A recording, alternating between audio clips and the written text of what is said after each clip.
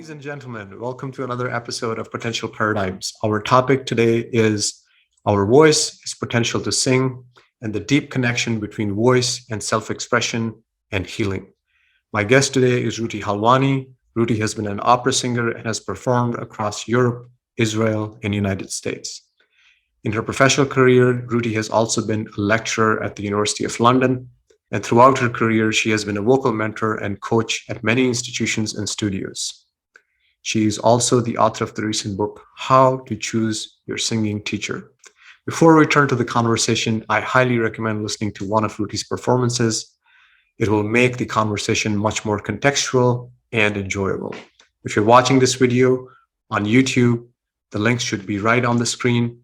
And if you're hearing this conversation on iTunes, Spotify, or some other medium, then please look at the description. The links should be at the very top. And now let's turn to the conversation. Ladies and gentlemen, welcome to another episode of Potential Paradigms. Today, we will be exploring the powerful instrument we all have, our voice, and also the connection between voice and healing. It is my good fortune today that I have Ruti Halvani with me, who has had a stellar career both as a performer and as a teacher. Thank you so much for being here today, Ruti. Thank you very much. I'm very happy to be invited to this podcast and by you, and to get to know you by these conversations. Yes, thank you so much. I'm a very new student of music, particularly the voice. So I'm really excited to learn from you and have this conversation. So welcome again. And we could talk about a lot of things, Ruti, but maybe we could begin at the very start. And I would like to ask you, why singing? Oh, Or what uh, inspired you to why do so? singing? I heard once an interview. I think it was on the BBC or so, but the interviewer was a very famous opera singer, and they asked him, um, why you became a singer, or what's the reason you chose opera singing? So he said, if I was not a singer, I would be a psychopath. No. so, so this is not exactly my case, but I can say that I couldn't see myself doing anything else, or let's say I've been doing a lot of other things, but um, but I can't think of my life without singing. And singing's been my friend and my companion for so many, many, many years. And people can say it's, cliche to say it chose me and that kind of thing. I'm not sure about that. I only know that from the age of 4, my father told me that. I don't know if I really remember all the details, but he told me that at the age of 4, I asked him to buy me some candy and sweets and everything so I could give the children in the neighborhood so they can come to hear me singing. Wow. Okay, so I already was very good in selling tickets. Awesome. And Yeah, that helps a lot. it's very funny because I had an urge to sing. I do remember myself asking my parents to raise me, put me on a table in the middle of a party so I can sing. So it's amazing. So somebody so young, at the age of 4, needs to perform. What is it? I have no idea. So I don't know if it's just the singing or maybe it's the need to perform and to get attention. But I exploded, over the years, and realized that singing has a very strong power of healing. And I am sure that I chose it to be my therapist. And singing, it helped me a lot to understand, to get to know myself. And of course, later on, to be able to help people, other people, explore their voice. And there's a lot of joy in doing this, a lot of joy. And I'm sort of privileged to be singing as well, still in my age, and also to be teaching and to hear singing every day, every day. So Wonderful. it really looks like from what you're describing that it was a natural gift to start exploring singing at a very early age. And as I was hearing what you were describing, it seems like the first thing that you shared about the BBC interview, it did click in that it has a big effect on our psychology and how we relate in the world. And we'll be exploring this in the interview as well. Um, but it really makes sense that, as you said, you were your own therapist. That seems to make a lot of sense. I was earlier before the interview, I was actually looking at your book, which is on Amazon, which probably later in the show we'll talk about. The title of which is How to Choose Your Singing Teacher. We'll add it in the show notes. And I was looking at the sample, and one of the things that really touched me was this story you had with your dad, that your first music teacher was a little far away from your village and you would have to take a bus. And I believe you said that it usually got dark by the time you came back, and you were always thinking if your dad was there. And he was always there. And I was hoping you would share that, what, if there was anything you would like to say more about it. Um, yeah, it's quite interesting. There's a lot of aspects to the story, if you know what I mean. Um, you know, in fact, it was just, saying that my father and my mother were very supportive of my hobby. And my mother is the one who actually discovered that I love singing. And she took me in hand in hand. She took me to the conservatorium in the little city we used to live. And she said that she introduced me to this. It was important for her that I'll do something with the singing. She discovered that at the age of 12, I think it was my first lessons. I wanted to play the guitar, but my hands were too small. I have smaller hands compared to my height, but I couldn't really hold the neck, of the guitar. So they said, start singing, take lessons in singing, and then later on you catch up with the guitar, which was exactly what happened. But what happened, we lived in a little city, and I started there, and I really loved that, really loved my singing lessons. And then my parents decided to move. I think around that year, they moved to a village, to an artist village. My father is an artist. It's one of these pieces behind me. And it's part of the story, yes. And what happened is that I needed to give up my singing lessons, or at least that's what I thought.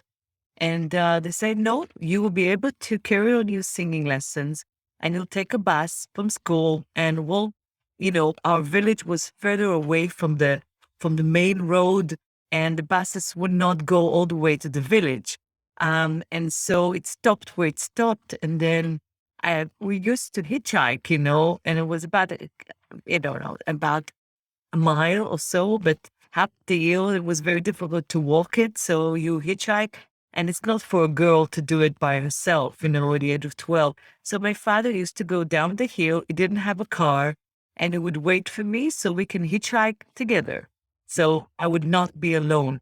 And as it came to winter in Israel, in the winter, 5 o'clock is late, it's dark already. So in the winter time, he would come and wait for me. And there was a little fear in me that he would not make it by the time, and not that he would never come. I was sure he will be there, but maybe he didn't get a lift or so. Anyway, so there was the thing about, which later on proved itself, that my father always honored his word. He said he's going to be there, and he's going to be there. And I think this is a great start for a child. Not everybody, has the privilege of having parents that would support them to start with and be there for them. This is calling be there for somebody. And of course, yeah, that was for me a challenge. I kept it for a couple of years or so. And then I made my own way. I moved to another teacher, and, didn't need my father to come to see me there. But he still reminded me, he's 92 years old, that he reminds me this, episode that he used to, maybe think I still owe him, though.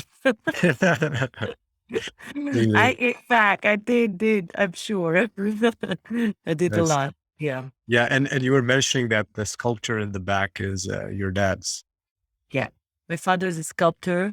Um, and, um, he makes he's not creating right now, like it's very frail, but he created a beautiful um collection of bronze sculptures, and I'm actually running his business now as part of my other things that I do. So I teach singing, I sing sometimes, and I do run his art business as well. So that's for another interview. Yes, yes. No, that's amazing. And what you were saying, it really resonated that it's to see that your father was supporting you in that way at that early age and that level of trust um, and faith in his presence. That's an excellent example to develop and mirror that in the future for as you grow up. Yeah. And as I think that, yeah, well, later we'll go into it probably more, but this is the things that I adopted as a teacher as well.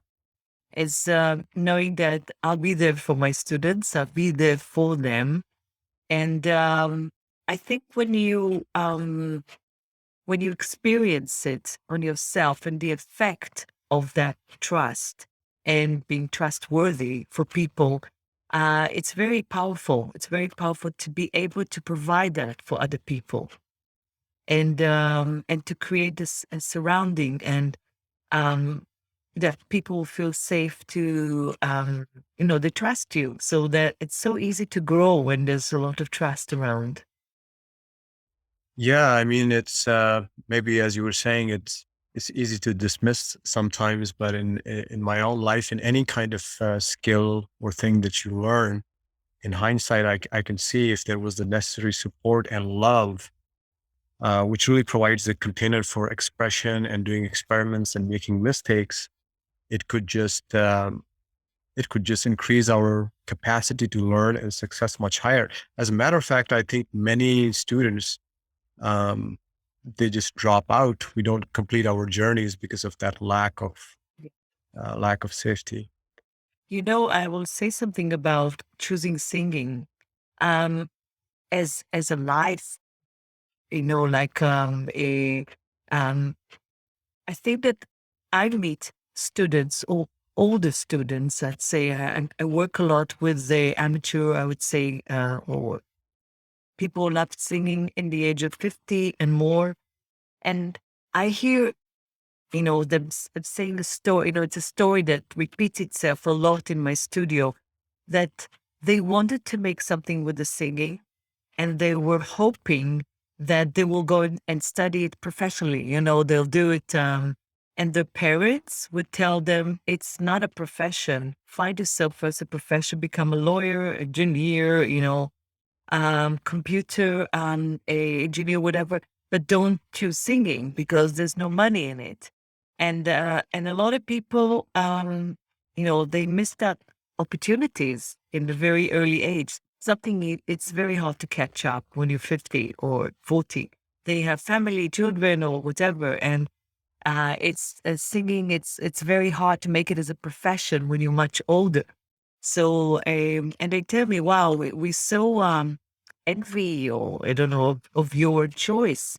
And I tell them that it wasn't an easy choice. It's like, but I had my parents backing me up, supporting me for many years as well to go after my dreams, to fulfill these dreams, and to become artist because my father was an artist. You could tell that art is very important. And if he would chop my wings, I would not be happy.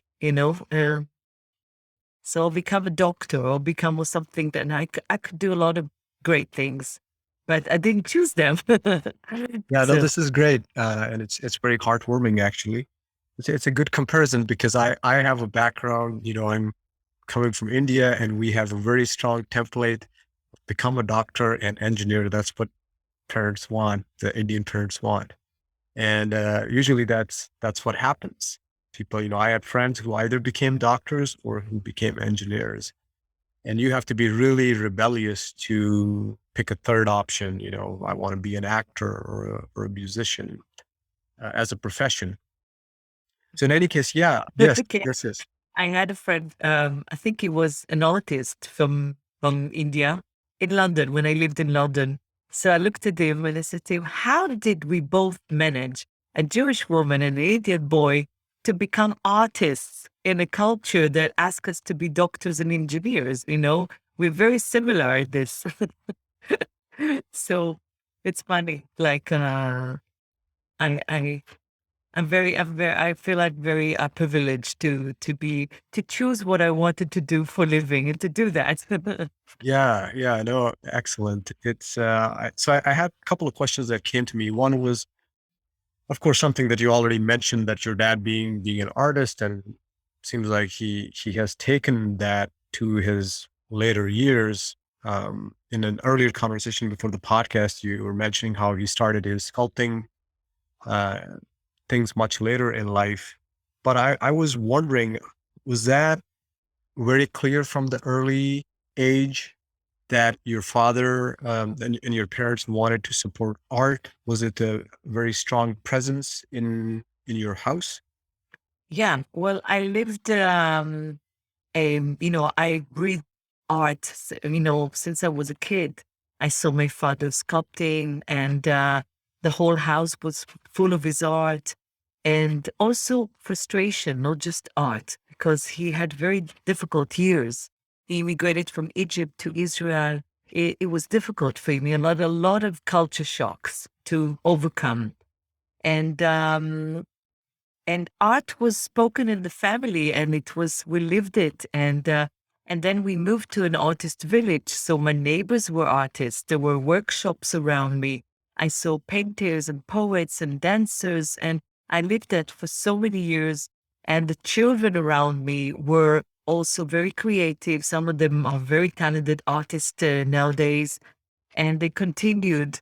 I think when you have that kind of creativity around you, surrounding, and the family, and in my case, it was a village, supporting it, then of course art was part of our livelihood. So it wasn't weird or strange to become an artist, like, so if that's what you meant. Yeah, So absolutely. Yeah, and thank you for touching on that, because one of the things when I heard you mentioned that your family had moved to an artist village, I wanted to ask you if that had any impact on you, especially in those earlier years. And it seems like that it did have an impact, and you were able to really be steeped into seeing how an artist collective actually functions, as you were saying, workshops and how they make a livelihood. Uh, yeah, I it, think it- that an artist village had his, there's not so many artist village in the world, and not for nothing. I think to get a lot of artists living together, um, there's a lot of ego, and sharing is not the best thing, and I also discovered, the problematics, the problems about living together with artists. And I remember that I asked my parents, can we actually move to another place? Because I didn't like so much the environment. But then I also had, I loved my friends, and I loved the surrounding and the view. I mean, it's absolutely breathtaking view. I know we live on the Carmel Mountains overlooking the Mediterranean with the valley, and really beautiful place. So that was part of it as well. I would say that there was a sense of freedom, of free spirit, like life. And I think that that helps to cultivate an artist, obviously. I would say that I remember myself, I wrote a lot of poems, and my father, even from a very early age, my father used to write them for me because I didn't know how to write, at the age of 4 or so. And I had a whole book of poems that I wrote in that age, very naive, obviously. And then later on, I continued to write poems, and I also published few songs, and I wrote my own music and, composed them. But then when singing, serious singing, opera singer came in, I just sort of like put that writing art on the side and cleared the way for singing. I'm still kind of puzzled by that, how I didn't really continue to write poems, and I dedicated myself to one sort of art, kind of art. I felt it should be, it sort of called me to be total, to give all of myself to one format, to concentrate on one thing. And I'm glad I did it. I'm glad I did it because I put a lot of learning and hours and hours of practicing to become an opera singer. And I thought that the profession is, demanding. It's very demanding, and you need to practice. So Yeah, no, absolutely. I wanted to, you said a couple of amazing things. So yeah, as you were saying, there are very many artist villages. It's not like you find an artist village, just like that. And, um, I'm coming to the voice at a much later age. As you were saying, some of your students are coming in at the age of 50. And, one of the things in the last few years, as I've actually jumped into music, was actually a trajectory towards the arts. So see, I didn't have, it's great for me to hear that, because growing up, I feel like I didn't have that particular, the art village and an artist family. So it seems like a lot of trajectory of my life has been bringing me here. And some of those elements, I had to just sense that those were important and to create them, meaning that starting to hang out in art collectives or places where artists gather. And in hindsight, this is becoming clear to me. But of course, when I was doing that, it was figuring out pieces of a puzzle, and also observing artists as to how they live their life. And one of the things, this has only been in the last 3-4 years, but I started to see a template, because I spent a lot of time with entrepreneurs, but there was a parallel between artists and entrepreneurs, because I saw most of them, oftentimes younger artists, struggling, trying to find their way, having a very strong love for their art, um, and trying to find out how to make a living through the art as well, and not giving the art up. But also there was something very magnetic being surrounding with artists and in collectives where they were expressing their creativity. And I say that because slowly I noticed that over a couple of years, from seeing performances and being steeped along with friends who were artists, the desire started to come, okay, now I have to spread my wings and actually try to become an artist. It was not articulated in that way, but I feel like I would never have had the desire to start an artistic path until I was exposed to a lot of artists. but most people I know didn't live in a village, an artist village, or opera singers came from families that had nothing to do with classical music, or played an instrument. And people have different backgrounds, and they discover art and music in different stages in their lives. And could be sheer luck. You went to a concert and you were enlightened by a musician, and you say, I have to play this instrument. I love that harp or the saxophone, or I must play jazz, or, it happens to people. It's like a disease. It's like they're being kind of like, um, they feel attraction that they can't even explain. And it can come in different ages. It's not just in the age of 8 when you decide you want to be a pianist. Most children have no idea what they want to do. And their parents tell them, you learn an instrument and you practice the piano, and then they say, okay, I have to do that. And especially with singing, very few children start very early. I don't really work with very young children because I think that they should sing in a choir or sing in wherever they want, but it takes some maturity to sing, and even more maturity than to play an instrument because the instrument is in the body and the body grows and changes and develops with the years. So an instrument of an 8 years old child is not an instrument of a 12 years old child or 20. And the instrument changes and grow with us, and the hormones changes the whole atmosphere there, and things happen. I do believe in music education, and I think it should start in a very early age. That's great, but it's never too late for singing, and it's never too late for music education.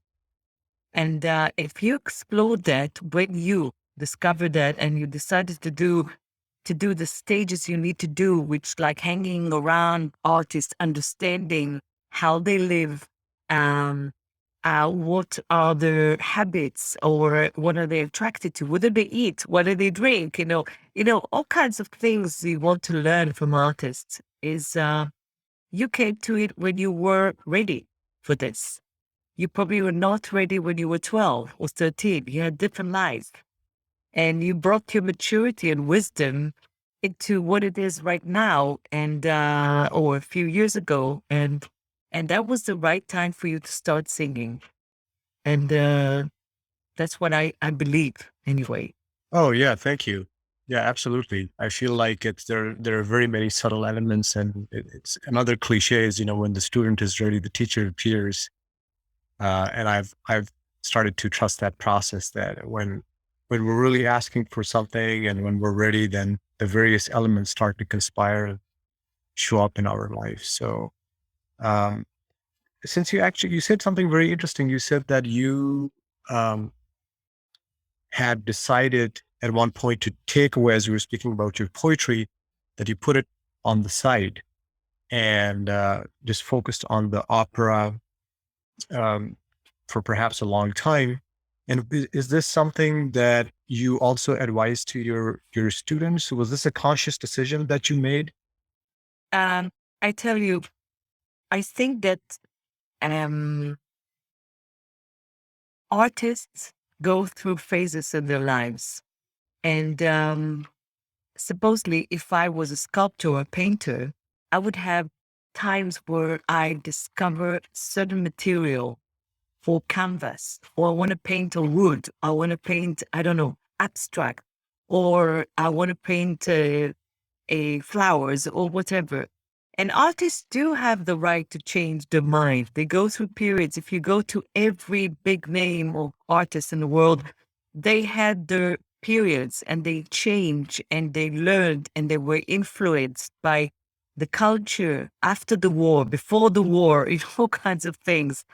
And when you are a singer or a classical singer, um, you are you have your canvas, metaphorically, if you go with the metaphor of an artist, and you have your canvas and you have your materials. And for a certain time, if you want to develop technique in that kind of genre, you need to spend time to learn it, how to work, how to do it. In singing, when you develop a classical mechanism or classical singing technique, it takes time. It takes time. It's to do with teaching, educating your muscles and teaching them like sort of kind of like exercise that become their muscle memory, and you develop it like an athlete. An athlete will develop muscles and these muscles will serve him in that particular field of sport that he chooses to do. But if you ask it to change the field and become, I don't know, a footballer becomes a runner, or a swimmer, it's completely different setting.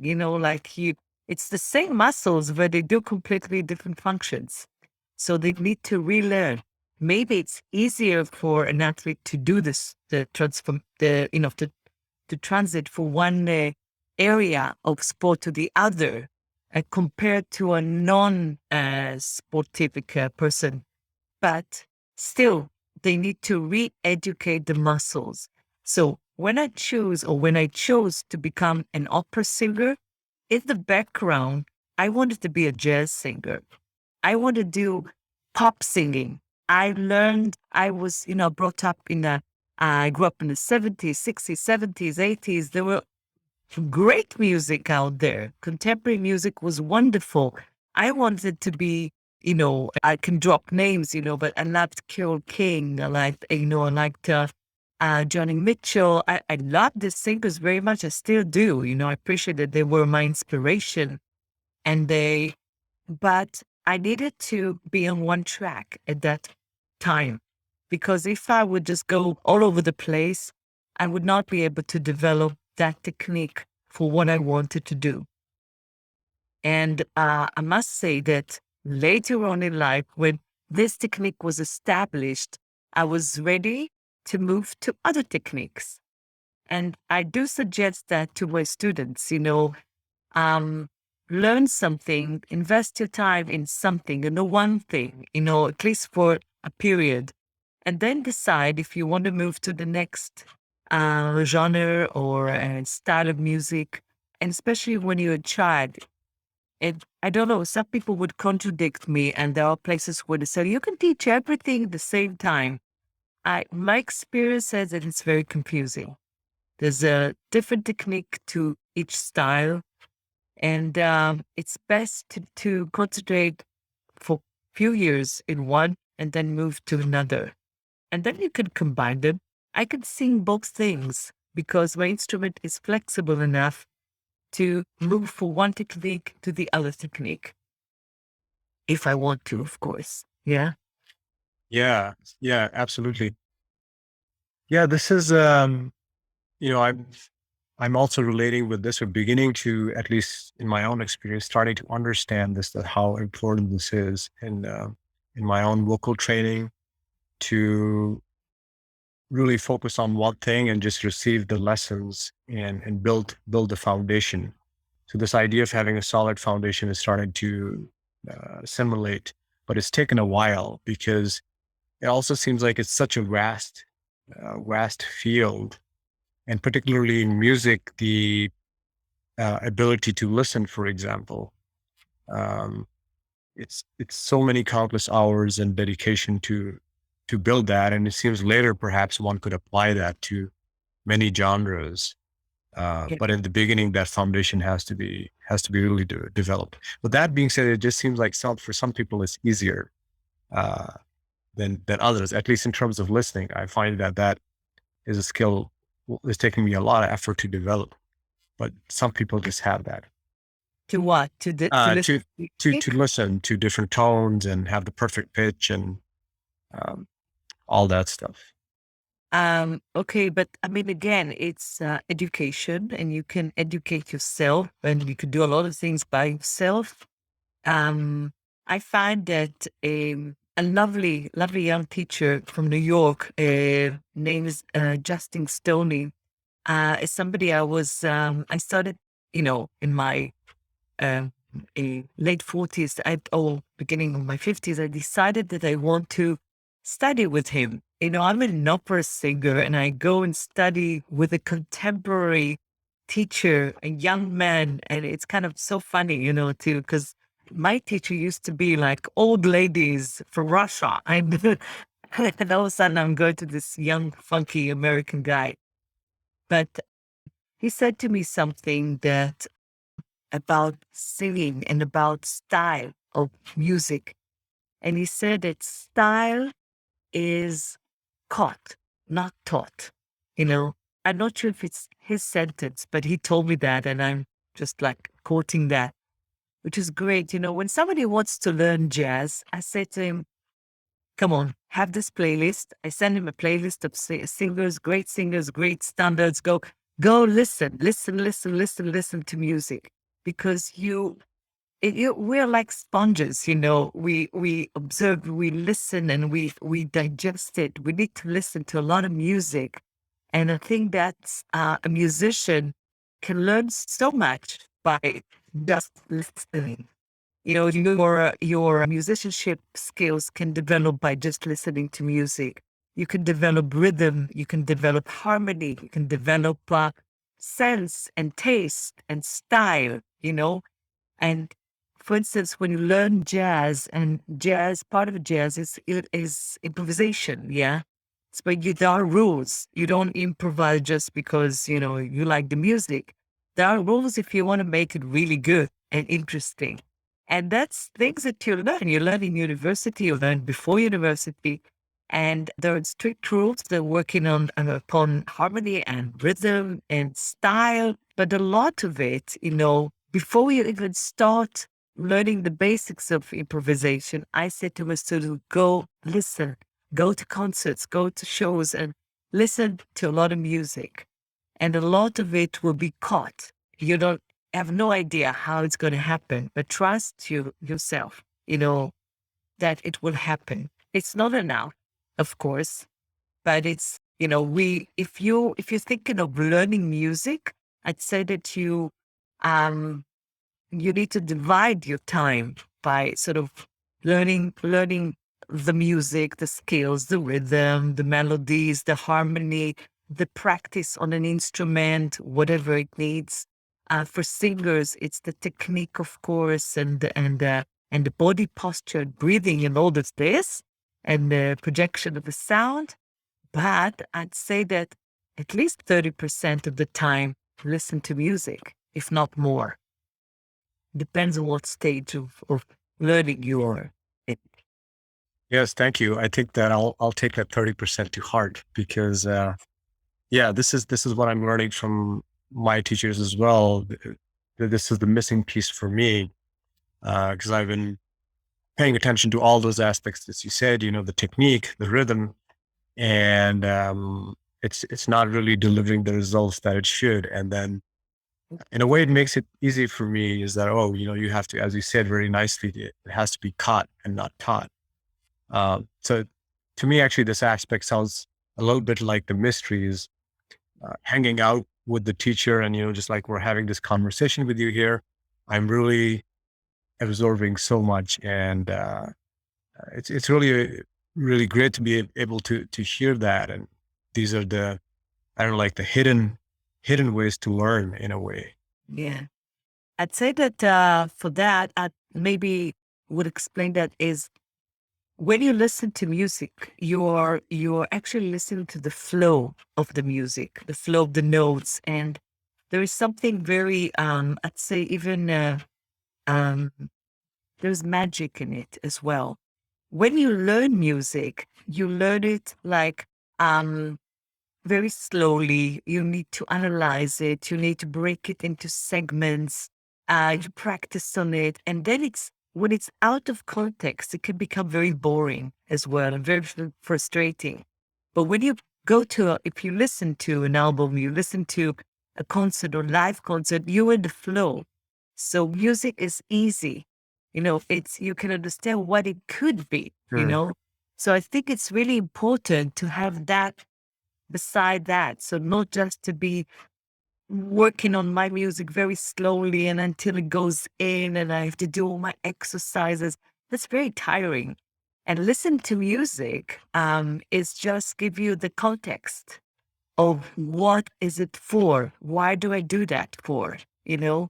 Oh, yes, to feel like that on stage and to feel free and to have this communication with the audience. And even if it's not for stage, if you do it just for yourself, but with Thrive, we want to actually experience a thing or the freedom of what is to sing without worries, sing not worrying about your technique, be free of all the rules and everything. And that's what you experience when you listen to music. You see that you fall in love with the freedom and the joy of the artist. I think that's what happens. Yeah. Yeah. I mean, Yeah, this is really wonderful. It really resonates to catching the joy of the artist, and that it almost seems like it's a transmission Mhm. almost. That if you're open to it, you can receive it.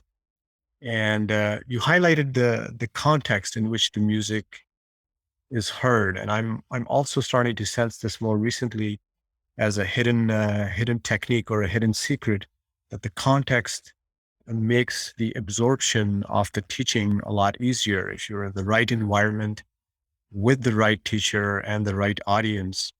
Um, it can just completely make you free to absorb the information, uh, even less cerebrally, but more at the felt level. When I talk about that, it brings me into sometimes I think that I am able to create the best condition for somebody to grow. I mean, that's my wish. That's what I aspire for, to become the space, to provide the space for people to grow. But not everybody is ready for that. And I find that some people come to me and they just want me to criticize them. They're waiting for, you know, tell me how bad I am. Okay. And this is a pattern. It's a pattern of behavior. They bring it from home and the relationship with the parents and teachers, other teachers in their lives. And they expect me to tell them off. And they finish singing and they look at me. And or sometimes they look at me when they sing. They're not in the singing. They're just looking to get some kind of approval from me.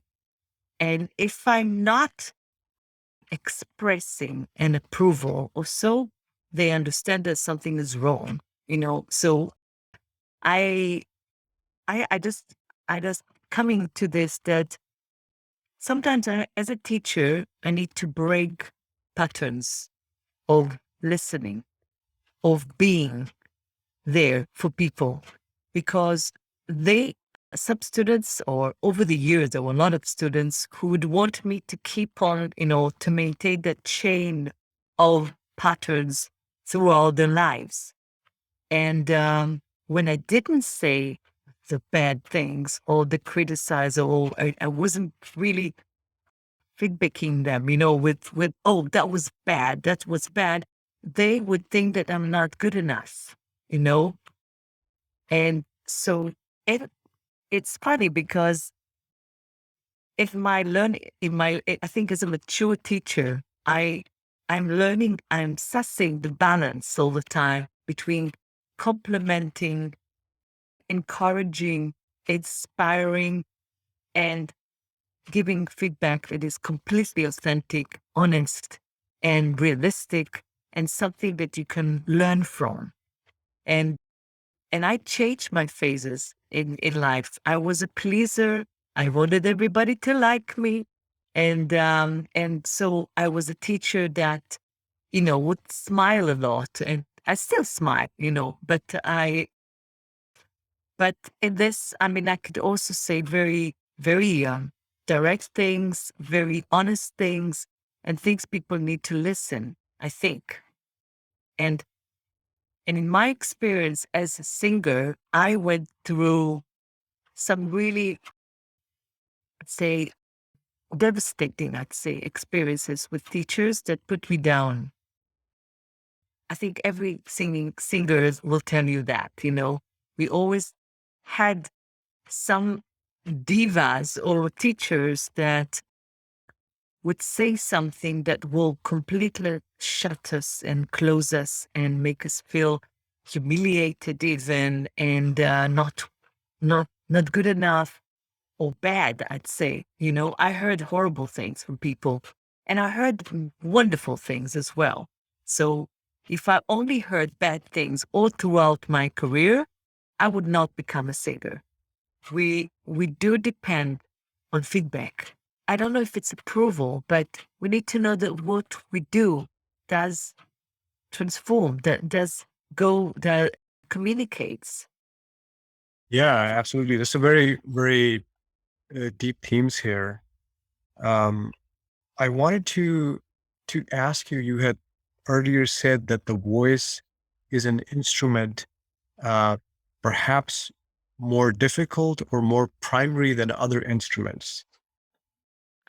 Um, First of all, I mean, every other instrument is made of material.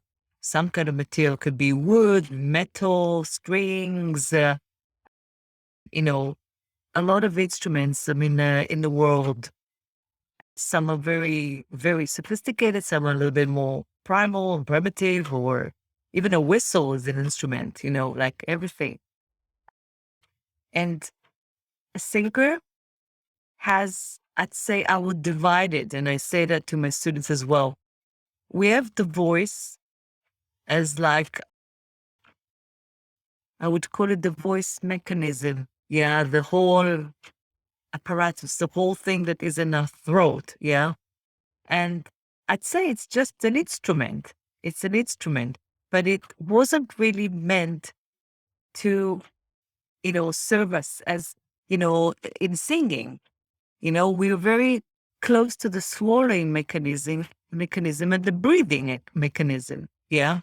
So singing is a more modern invention. It's been, for thousands of years. But first of all, we have an organ that can make noise, can communicate. Yeah, you can do a lot of, you can growl, you can yawn, you can cough, you can laugh, you can cry, you can roar, you can do a lot of all kinds of sounds you can make.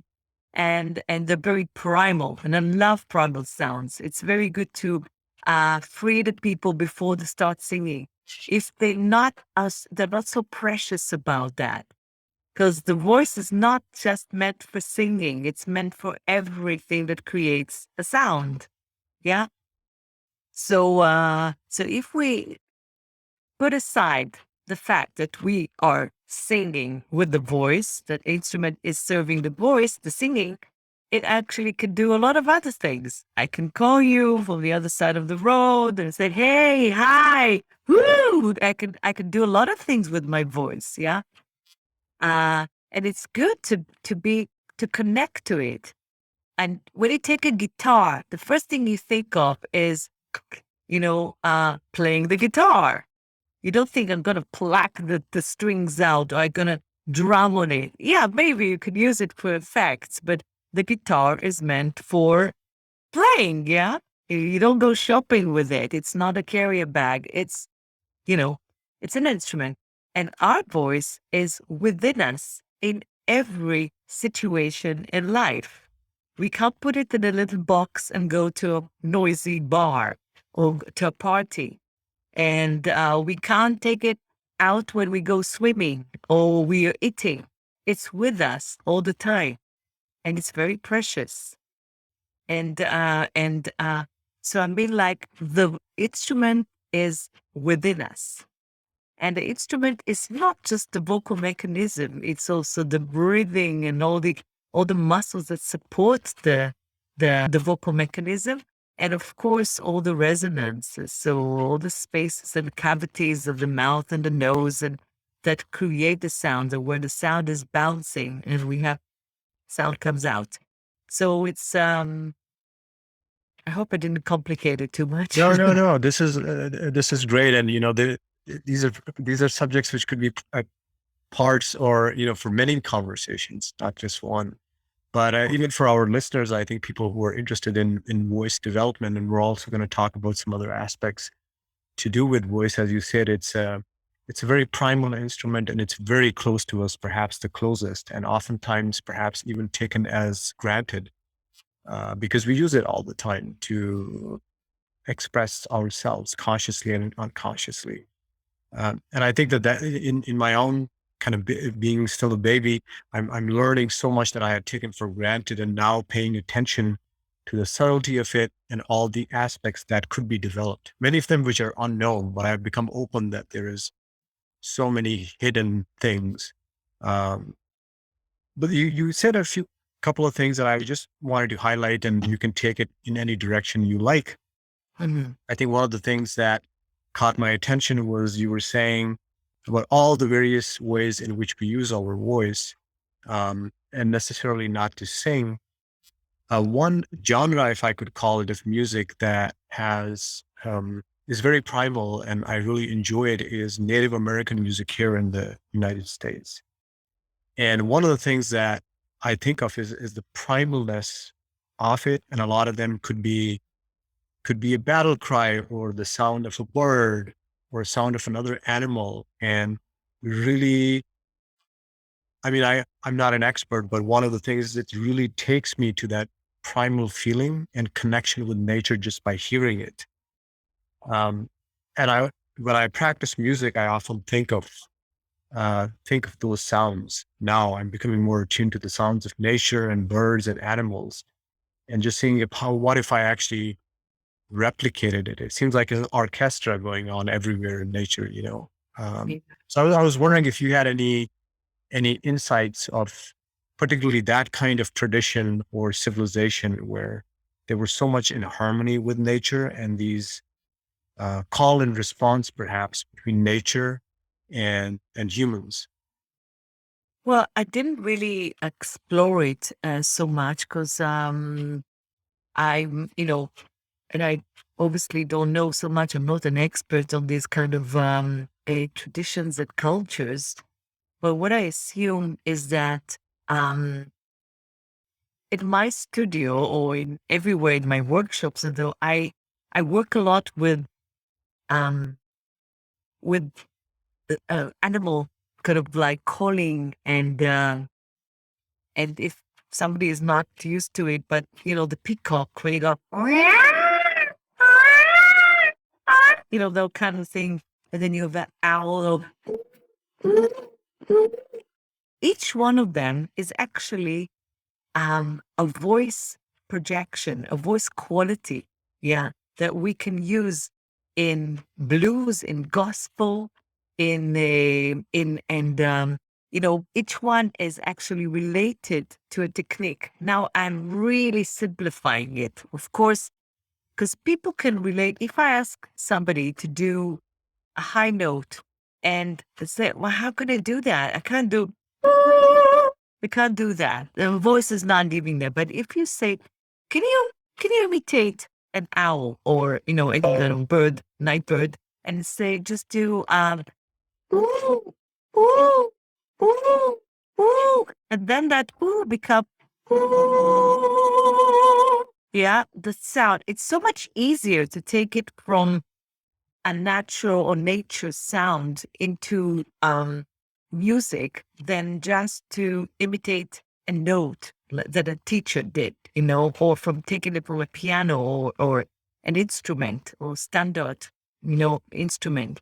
So I'm not really answering your question, but I am taking it into, you said you gave me the permission to take it everywhere I want. So I'd say that I believe that when you are attached to primal sounds, to nature, to your nature, and you can discover a lot about your voice from there. So because we all tuned, we know how things sound like, we can imitate an animal, we can even, well, if we lived close to these animals, of course, but we heard them. So I believe that it probably, although Western music went so far away from this primal sounds, in the teaching process, there is a good chance that you work with this, it's like you quote a little bit from nature here and there. There's a lot of music, a lot of singing specifically that reminds animals or anything. So it's good to go back there. It's good to, I don't know if it's back, but to go there and to explore and to feel free and to feel this is my nature. I'm also some kind of animal. Yeah. So I don't know, as I say, like, I only went and explored my tradition, my culture, and not that far away. I come from a Jewish tradition, Jewish music. And when I looked into it, I realized how I'd say, um, how music that comes from, from the village life, back in Poland or back in Egypt or back in Morocco, whatever, has been influenced by daily life, by animals, by sounds and noises and things that were present then. Okay. And were very close to the heart and to the feeling, to the emotion, like, and yes, we are a little bit detached from this basic emotions from time to time when we sing songs. And when I work with people on a Western pop song or music theater or jazz, then I can actually reduce it sometimes to the emotion that stands behind that, behind this phrase, behind this music. And it comes to basics. We all connect back to the basics, and they're the same everywhere, in every culture, uh, every area in the world. I think we in this specific thing, we are the same. So it's easy for me to do my workshops everywhere in the world because people are people and feelings are feelings. And animals are animals. So it's easy to do that. Lovely, lovely. Yeah, that's really beautiful. Thank you for, I think you were sharing some diamonds. And yeah, especially when you were making those sounds of the owl and the peacock. Just Uh, ask, just ask. yeah, okay. We'll I have have a it in the session. repertoire. I was just getting into that, I just felt like maybe we should do that for the rest of the conversation. Yeah. Uh, yeah, and so the hit maybe that I'm getting for you, maybe this is what I need is maybe to explore that because it seems like, as you were saying, I think you said something about um, I don't know what was the word you used, but that there is a translation of that sound of the owl when you were doing is that you could actually carry that as a note Mhm. into the music. Yes. Or if when I worked with the peacock sound, it reminds very much a sound that called twang. Yeah. American use, you probably live in America, in different areas, you have a lot of twang. Yeah. Wow. Yeah. So when you go into the peacock, Israeli person or child doesn't know anything about twang. We don't have it in the language. We have a very kind of throaty language, which have, and we don't have that sound, yeah, which American and Italian have it very strongly. So for me, if I teach an Israeli student to sing music theater, like Broadway song or so, I need to teach them that kind of sound and how do you do it. So if I try to say, put your tongue up, do this, and open your lips, it's just these are mechanical things. They may not get it. But if I imitate, um, if I give them an example of a peacock and go, wah, wah, yeah, sorry about the noise, but so I showed them how that could be. Oh yeah, that sound, it started to work. Like you think it's a baby cry, or there's a lot of quack, quack, quack. I told you I have a huge repertoire of noises, but It's that, also funny because you said baby cry, and when you're making that sound, that's all kinds of babies, yeah. yeah. And there's a cat, meow, meow. It could be a baby cat, and it could be a mature cat when it's really angry. Meow. And it could be meow. Oh God, there's a lot of noises. But what I'm saying that people can relate to it because they know it. But if I tell them, listen to the Broadway singer and hear how she does that, that doesn't mean anything. It's not in my culture. It's not in my language. It's not my literature. It's not in my repertoire. But animals are. So that's what it is. Yeah. No, amazing. This earlier when you were saying about psychology and therapy, I think we're going back a full circle. Like I can see how you have insights from because you've looked at voice for such a long time. So um, yes, so deep, so many deep topics here. I just wanted to quickly say that I think you have touched about, not with this depth, but a number of these topics, especially from the point of learning in your book. So I just wanted to kind of put it there for the listeners, and we'll put it in the show notes if they're interested in looking at the book. Um, another thing that came to me is that, in particular, in Indian music, Indian classical vocal music, which is what I'm learning, uh, the voice is considered as the first instrument. So no matter what instrument, stringed instrument like sitar or guitar or other instruments that you learn, you always traditionally in the classics, you start with the voice. So that is also interesting, that in that particular tradition, voice is regarded as the primary instrument. And that's a must for anybody who starts their journey in classical music.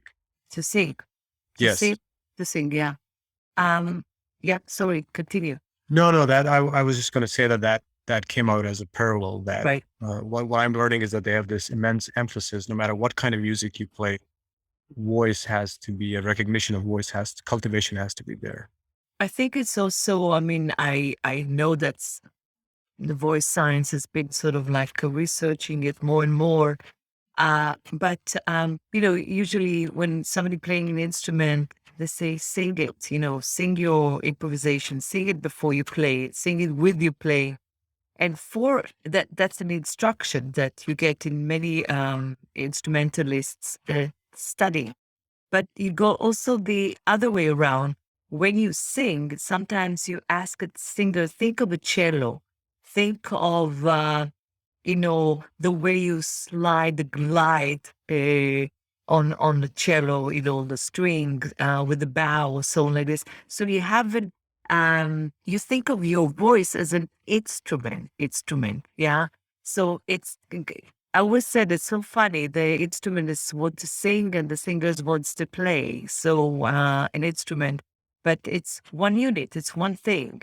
And I believe that I always suggest or say, recommend singers to play an instrument, to play another instrument, because it's another track, it's another channel that we can develop. And of course, people play and accompany themselves, and which is wonderful if it's anything to do with harmony and can support the singing. Um, and yes, of course. And of course, it's very immediate. When you sing, it's the first thing you do. And then, every music learning and education in the young age start from singing. Then comes the instrument, could start from a very early age.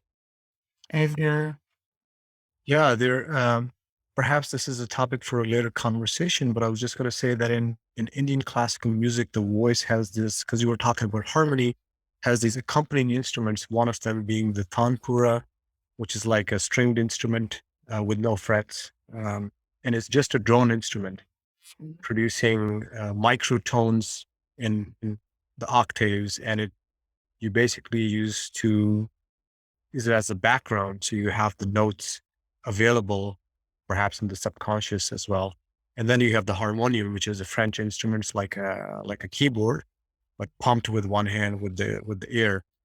And but anyways, yeah, those two are considered accompanying instruments, are very necessary. One of the string instrument being a little harder, you need to have a more higher capacity to listen to the notes to match them with your own system. So anyways, I found that interesting that you mentioned that, which is very important in Indian classical vocal music. can I do a little twist in the interview and Yes. ask you as a teacher, if you had a magic wand, what would be the, say, the thing that you would really want to be able to do with your voice? Or what kind of thing you think you're missing or you want to achieve? And that if I had that, It's a trick question. The one thing, um, well, maybe I can make it a little easy and just say a couple of things. Um, for me, it's become more about expression, of expressing myself authentically and with confidence. Um, and at least that's the one thing that I feel like is developing and is maturing as I'm experiencing the notes is kind of magical that it is actually translating into my communication and way of being in the world. But also developing this subtle ability to hear from other people what is really being communicated in terms of harmony and feeling. So there was one thing I would say it would be the refinement of feeling. I really want to know how to harmonize, my way through life in a better way. Um, but for that, it requires for me to hear that harmony. So I don't know if it's too philosophical because that's my bent of mind, but that's really the changes I'm seeing over a certain long period of time in myself. And but yeah, it also translates in hitting the notes and being able to sing would be another one. This is something I don't feel I'm comfortable at right now to put all the pieces I'm learning together. So that would be another. It's like I wait for the day when they click and I can actually perform. That's lovely. I think that if you would come into the studio and I'll ask you this question, and of course I'll hear you singing, and if you would be in the field, that I'm expert in, I don't know anything about your music. Not, I know about singing, but not about all the musics in the world.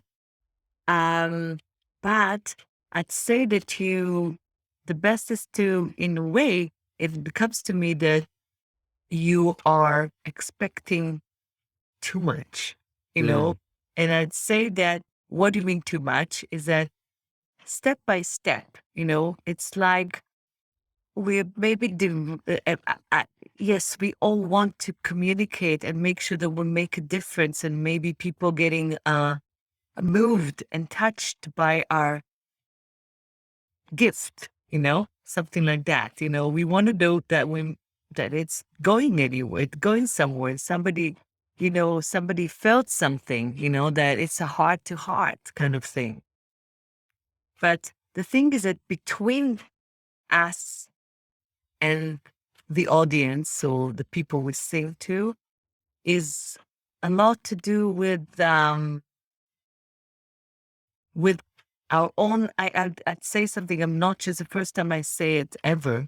Is that how we respond to our own resonance? Not so much what we're doing outside, and uh, how much do we really know ourselves, and how much are we in touch with the body and with the sound we make before we're trying to make an impact on the world or the listener or whatever. Yeah. So I, in a way, when when I'm when my students will come and say, "Oh, if I would say I really want to move people," I mean, this is really simple way of saying what you said. I want to make sure that they hear me singing and they feel amazing, or they're inspired and they think life is great. Oh yes, they can understand the suffer things go. Yeah, this thing is that it's too much outside of you. I said that will happen if this will happen, the inside, you know, the the communication and the feeling and everything is something that will happen when you are sorted, if you know what I mean, when your voice is sorted, when you feel safe inside in your own instrument, in your own body. And what I see, I mean, this is like when I see about you just in the hour or so that we've been speaking and before is that you have a tremendous um, ability of listening. And I think this is the greatest traits that a singer can have, musician. You have an ability, a very wide ability of listening, which is amazing. And there's a lot of space and quietness. So I wish I had it, when I started singing. I had a lot of noise in my head, a lot of noise. And I I've never heard you singing, I've never heard you singing, but I imagine that what will come out of you would would would be that tranquility, or with power, with a kind of very, you know, powerful tranquility. That's what it's Mm. going to be. But I'm imagining. So, Oh, thank you. That's yes. so very kind of you, and I really appreciate it coming from someone like you. As I said, I feel like a little child. I love to call myself that way because I feel like it's such a long journey. Uh, but yeah, thank you so much, and I hope we'll get a chance. I mean, I'm getting really excited, and I can really see why people gravitate towards the space that you create. So thank you for that. I mean, Thank you. we could go for hours and hours, and I know that we can always return back because these themes are really, really so deep. Because when I started talking to you, I wasn't sure how to kind of navigate this, but it's kind of becoming obvious because you have such tremendous depth. Because I was like, oh, voice, how deep can we go into exploring what that is? Yeah. And I was a little hesitant because I didn't want to get all Mm. too deep, but you just opened up so many different chapters. One of the things that maybe I ask, because a lot of the topics that we have talked are, I think, very valuable for people who are uh, trying to enter into the voice, and also not just for singing, but for other purposes as well. But one of the things that comes to me is you had mentioned that there is a commitment to learning and the duration. So this element of duration. And I wanted to just check with you if you had any comments on that. And again, take it any which way you like. I'm personally beginning to digest that as a news student, that this perhaps is a lifelong commitment. And it took me a little time to adjust, not to have any immediate expectations. As a matter of fact, because I'm starting at almost in my 40, is that I'm trying to have no expectation, just completely relax and let the voice surprise me and the learning surprise me with the gifts. Um, so, anyways, yeah, that was a tangent from when I started. To it's like it's for 2 years or 4 years, and now I'm like, don't even worry about that because this is an ongoing transformation. So, if you had any thoughts on the duration of learning. Yeah. It's a great question. And I've been asked that a lot. Ruti, when do you think, how many lessons do you think I'm going to have before I become a singer? It's very realistic, because in life now we are measuring everything and we say 10 lessons, you become this and this. And thing that, when they ask me to tell me how many lessons it will take. Okay, so first of all, I do think that that it takes few years just to get into working on your voice, teaching your voice to do what you want. And it depends on what age. Yeah. If you're a child, it takes longer. Because you grow as you sing, but then you catch things much faster, as you know. But and I think that it depends on the style of singing and the musicianship that's needed for it. For pop singing, or like any pop that goes on now, or what is, you don't need to know so much about music to be able. So I don't think learned one day in their lives, and they make a wonderful career.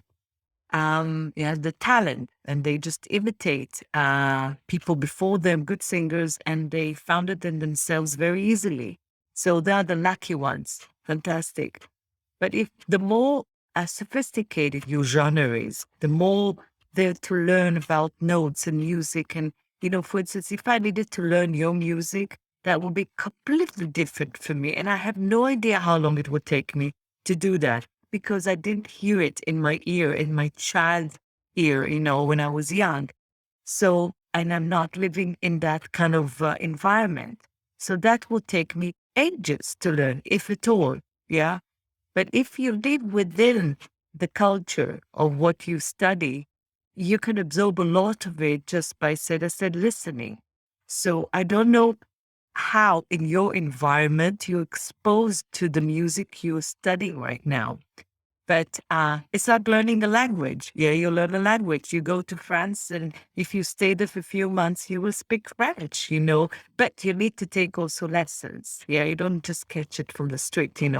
So again, with music, if you have that, you have more people that more musicians that do your music, and you can share, and you can listen, and you can observe other lessons or ask your teacher, can I come to other lessons just to see other lessons with some more advanced students?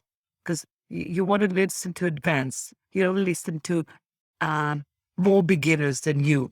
If you're a teacher, you do that, but you don't need to do that. You need to go and listen to more advanced, like a year advanced, 2 years advanced, 3 years advanced, just to show what to aspire to. Yeah, I think it's lovely to do that.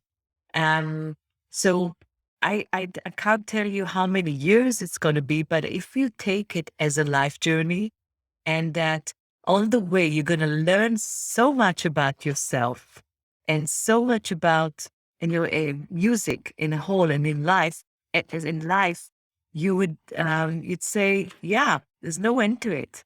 I want to live with this for the rest of my life. I want music to be present in my life and every day and everything I do.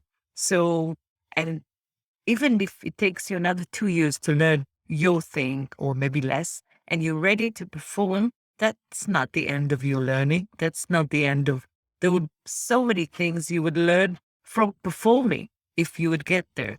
I learned the most from, that I know from stage, being on stage. I was not ready when I went on stage. I wasn't a perfect singer when I went first on stage. I learned. The audience taught me. The music taught me. The other musician taught me, you know? And so, and I don't believe in, I'll be perfect before I go on stage. No, don't do that. I believe that you should go and perform before you're perfect, way before, and let it happen. It will come. It will come. Okay, yeah, thank you so much. I think this is great insights for all budding musicians.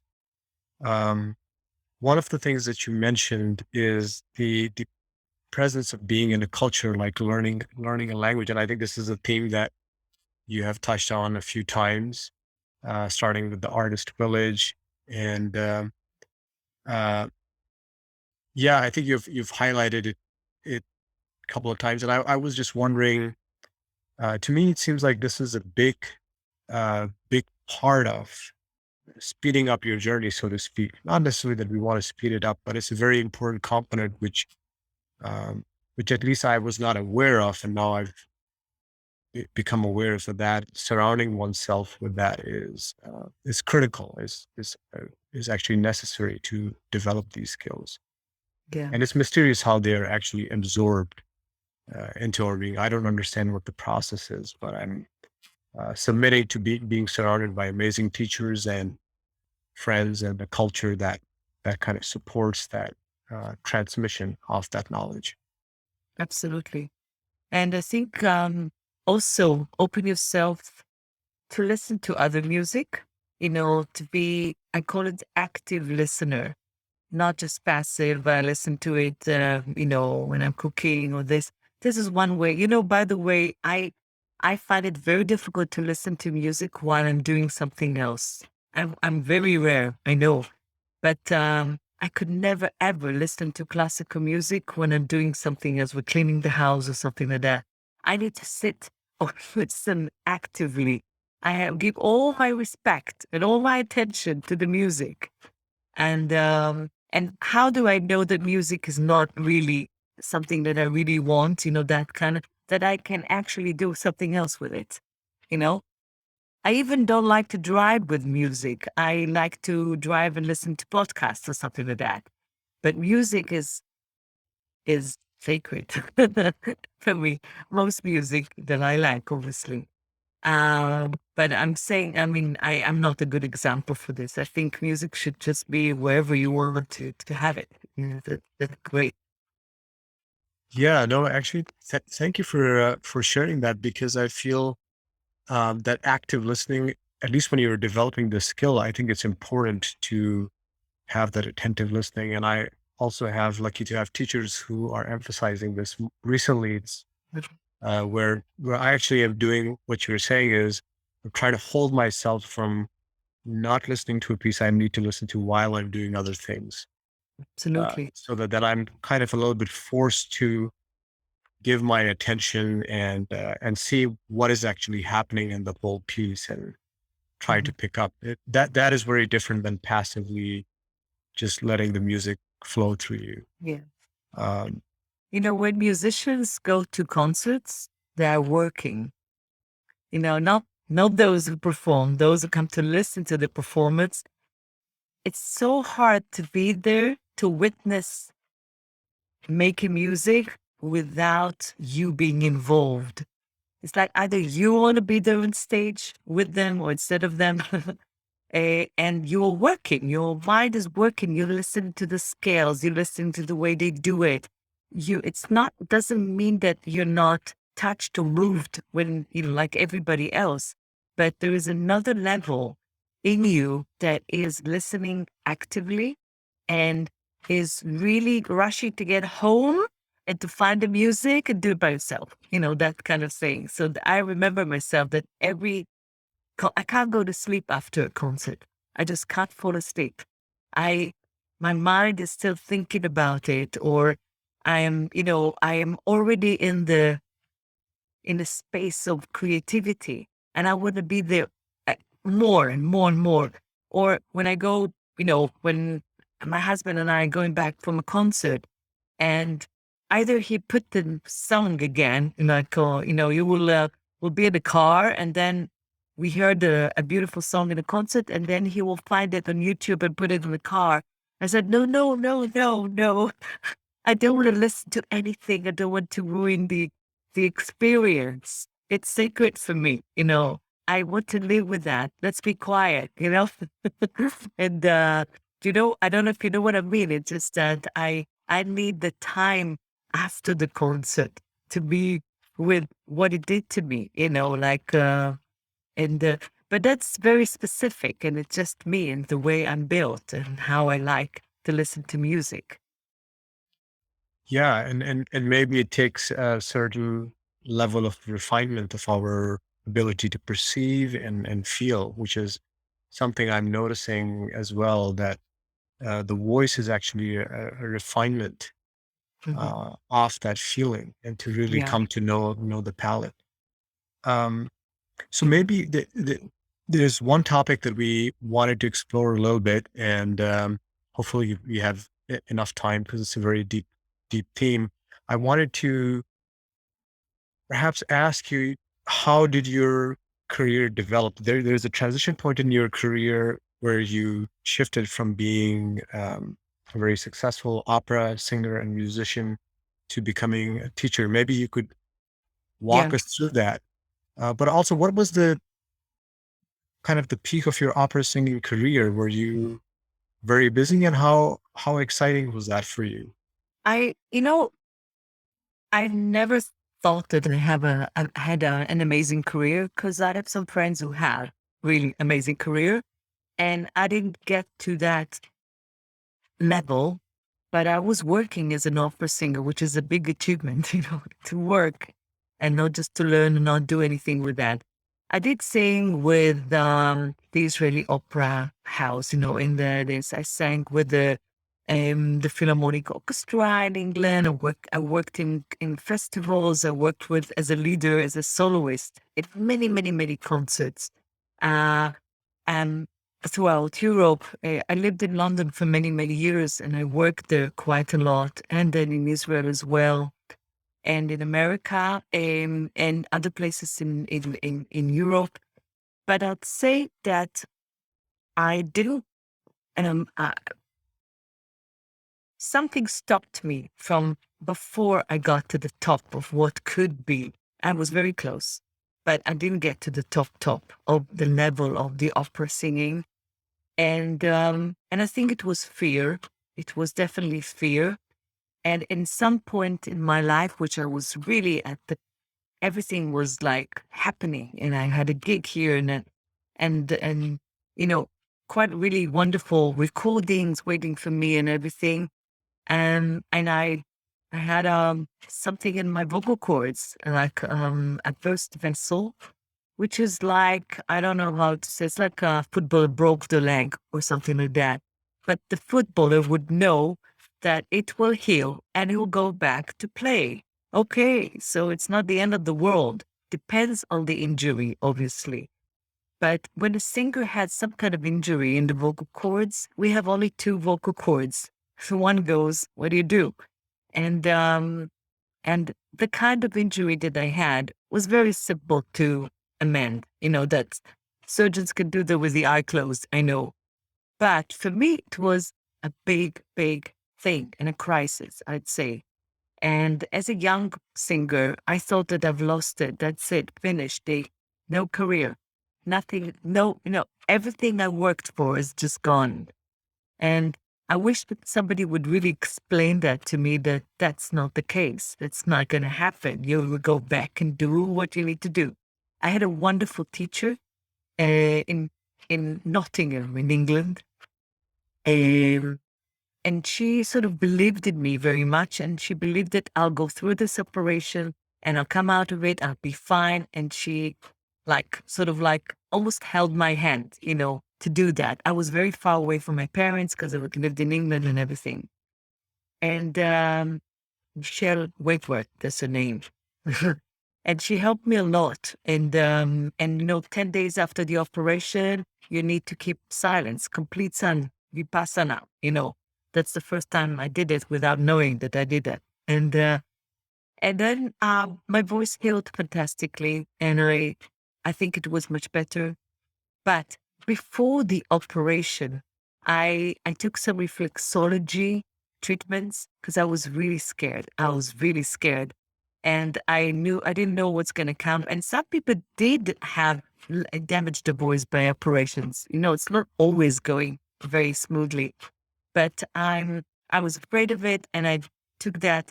And I really loved the reflexology sessions. This woman helped me so much, and I felt so relaxed.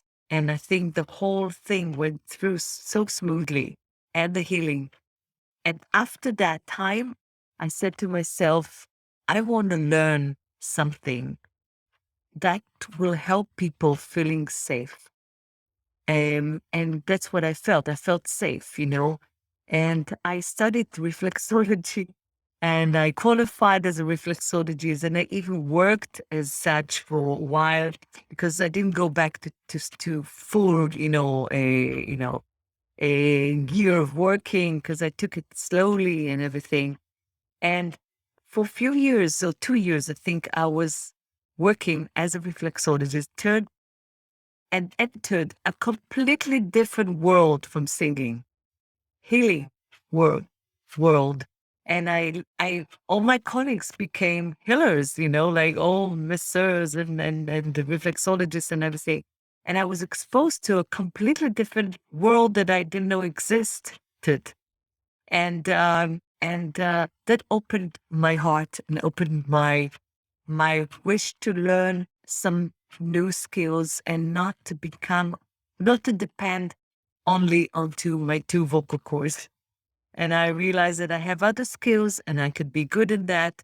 And talking to people, hearing them suffer, hearing their pains, relating to them, opened me up in a way that I can't even discover. And I think it was also a turning point for me as an opera singer who was going one way, like I was very focused and wanted to do it very quickly, into somebody who sees other people, who listen to people, who can actually contain the pain, of other people. And I think, although I didn't do it forever, and I went back to sing in a different way, and still had a lot of gigs coming and concerts, but I was in a different phase already. I didn't have that urge to conquer the world, to be everywhere. I was much more modest. I wanted to take it differently, slower. My rhythm changed completely. And I slowly drifted into teaching. I'd say drifting because it was natural. I knew I was a teacher. I've learned how to teach, I've become officially I'm a teacher, I've learned to be a teacher. But I think the singing and the experience as a singer, plus the healer or the inside of me and the person who wants to help people shift was become a very, very, I'd say, a major fact into being a successful teacher, I guess. I call it successful because I attracted more and more people over the years, like hundreds, I'd say, I don't know, maybe thousands of people came to me to study because I think I had those combination of qualities. I mean, there's amazing teachers in the world, amazing singers and amazing healers, but I think the combination of it is somehow helped me to attract the right people and that will come into my space and could benefit from what I've learned. And maybe I could summarize the whole conversation as being vulnerable and allowing myself to be vulnerable. And singers are very vulnerable people, but they don't show it. So so Yes. that gave me the opportunity to be completely exposed and and then, you know, it's the best way for you. And maybe it answers your first question about how to communicate what you want to the world with your singing is being vulnerable, but have a lot of power, and confidence in what you do. Yes, absolutely. Yeah, it's hard not to be vulnerable when when you keep expanding your capacity to feel. Then that's the only way to be. And yeah, maybe it has this mysterious connection with power because only when we have the capacity to feel things fully can we actually respond. Because I think otherwise in life we are often reacting because we have this sense of confusion of what's happening in the first place. Um, so it's interesting that vulnerability and our responsiveness and to respond in a powerful way goes hand in hand. So I had a question for you. So when that big event happened, when you had this accident, as you was mentioning, as a singer, that can be devastating because we rely on our voice. And when you made this transition into reflexology, was there a conscious decision? Did you ever know that you were going to make your way back into the singing world? Or do you think you were just going with the flow at the time and there wasn't much thinking involved? I I was just I understood that if my vocal cords are damaged or my voice is not functioning as I wanted, then I don't have income. I was relying on that. And like one day you know, everything that you know of yourself that you can do is gone. Or you don't know how long is it going to last for. And nobody could tell me, how fast I would go back to myself. But I think that I thought ahead and I said, well, I like that. And I want to immerse myself into something which is totally new and very, it was very different from what I did. It's not that I've decided, okay, now I will play the piano or I just wanted to go as far as possible from the singing. And I think that was a good choice because, it's I was in an environment of healing. So even if I was a reflexologist and worked with people, everybody around me was that too. And my new friend was Mary, and I would go with her to treat people, and we had a little company, and we could, go into business and do it on site. And, I'm an entrepreneur, I think, I've invented myself kind of jobs. But I kept on singing a little bit, of course. I was trying my instrument. I believed that I would go back to singing. That was stronger than life, that singing was my thing. And I just had a pause, if you know what I mean, in time. And I wasn't sure if I would go back to reflexology, but once I started singing and it started, you know, go back, and I just didn't do it anymore. I didn't do the reflexology anymore. It was clear for me that I'm back on track, and I back there. This is my path. And I just went to the side a little bit. I've learned what I needed to learn, but I'm a singer.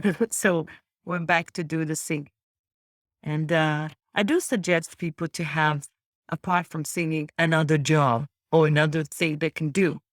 Because yes, we're very vulnerable physically and emotionally, and the vocal cords can do, things can happen. So it's better that you have another source of income or source of interest that keeps you not going down and getting depressed about that as well.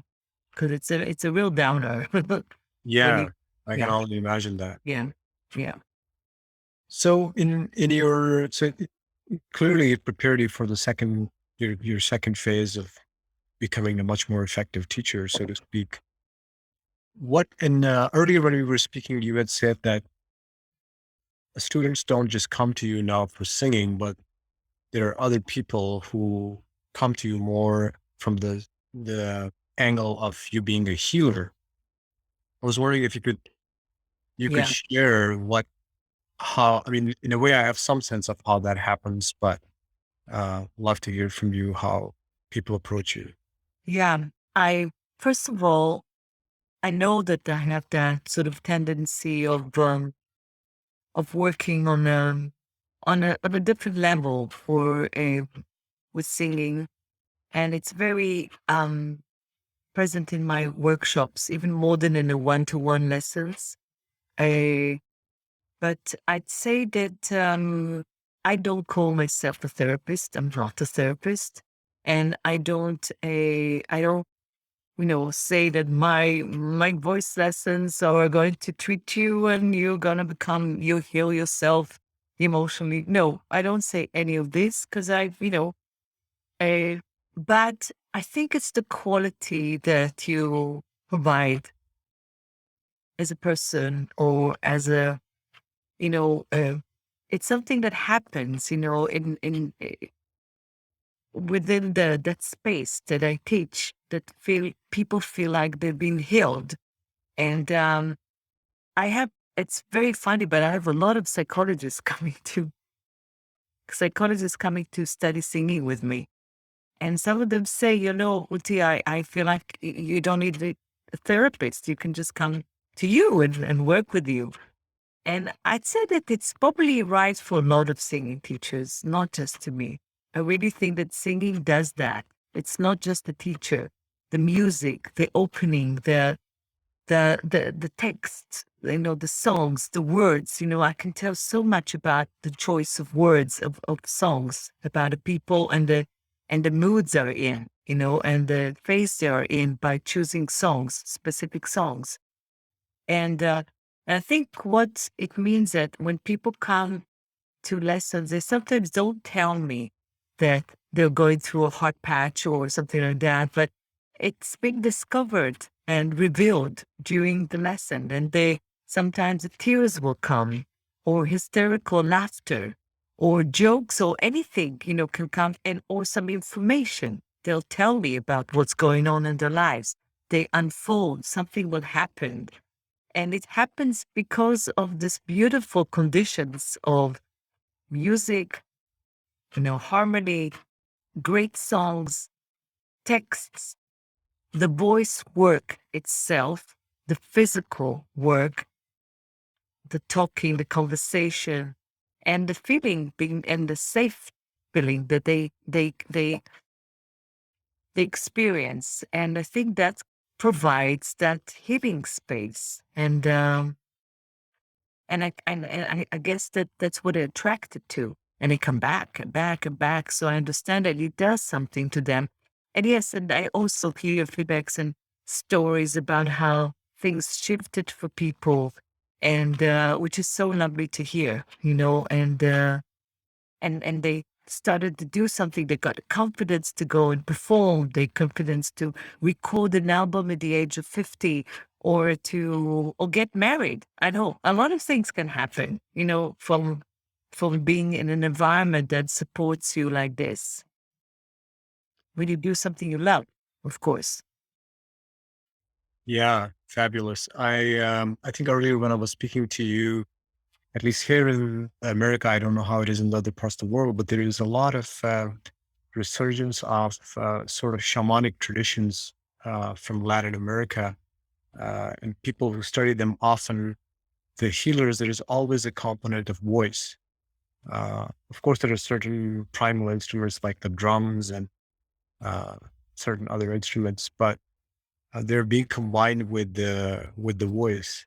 And so yeah, I keep hearing this from my friends who are shamans or healers, where they see that a lot of people come particularly to them and they seem to open up their traumas and their wounds through the instrument of the voice. Mhm. So it is interesting that in your case, life took you from a very different angle, but uh, to allow to engage with people in that way. Yes. Something really made me laugh, inside, is that the first part of the conversation, you talked a lot about, or you asked, sort of went a lot about the relationship with my father. Uh-huh. And, which I didn't think we're going to speak about it. It was a little small thing. But then I thought to myself, just now, I have a group of women that we see each other like for 12 years now. And we speak about all kinds of issues and gender thing. And it's very interesting. And one woman who is a psychoanalyst and me have very powerful fathers, both artists. Her father is very well known and filmmaker. He died already, but so we spoke about. She said, "You need to release yourself from your father. Like because I'm working in his business and I'm looking after him." And she said she's done a lot of analysis to say there's something to do with growing up with an artist and becoming an artist. And she's also an artist, a poet, so and a writer. And I'm a singer and that. And it was very interesting that you took me back there into the conversation.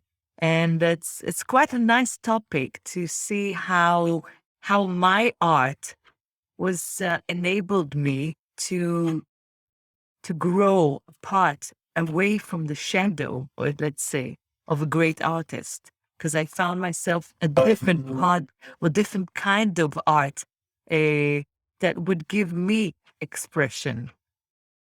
And I think I'm very happy that I went to a completely different direction. But nowadays, like in the last few years, I'm going back to his direction. Also because I'm looking after him and for many years, but also because I understand his art more. I am allowing myself to go close to him without depending on him, which is it's another topic. It's quite interesting. Yeah, no, thank you for sharing that. Yeah, that's yeah, there's a lot of depth to all of these. And yeah, I just felt like there was some importance to that, especially when I had already spoken to you about it, but I felt like that was an important piece. It seemed like, Yes. Yes. which we talked about other things from the artist village and maybe Yeah. because I didn't have that influence, but what you're mentioning is that being with a very successful artist and choosing a different path, all of that makes a lot of sense. Yes. Absolutely. Okay, well, I know I've kept you very long. I hope that you have Right. a restful evening and Thank you so much, Ganna. thank you. Thank you. Have a good night.